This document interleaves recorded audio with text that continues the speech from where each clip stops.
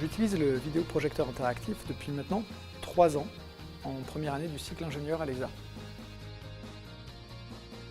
Le principal problème de l'histologie, tel que je l'enseigne, c'est que normalement il faudrait le faire avec un microscope, ce que je ne peux pas faire en TD. Et jusqu'à présent, j'utilisais un PowerPoint classique qui faisait que j'avais des photos projetées mais que je n'étais pas en capacité d'explorer en faisant des grossissements, des zooms, des extraits comme on fait avec un microscope en fait.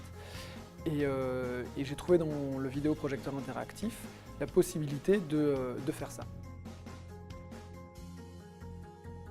Un VPI, c'est finalement plutôt simple à utiliser.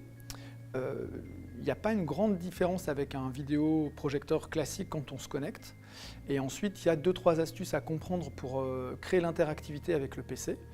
Et une fois qu'on a créé l'interactivité, en fait, on est au tableau comme si on était dans son ordinateur. Donc finalement, l'utilisation est assez simple, elle est même très instinctive une fois qu'on a compris ça. Et on est presque comme sur un smartphone ou une tablette. Et donc en fait, finalement, c'est plutôt agréable à utiliser. Voilà.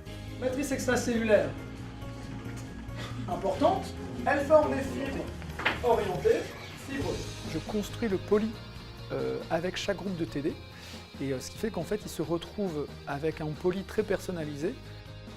Et donc ça leur facilite franchement l'apprentissage de cette matière-là.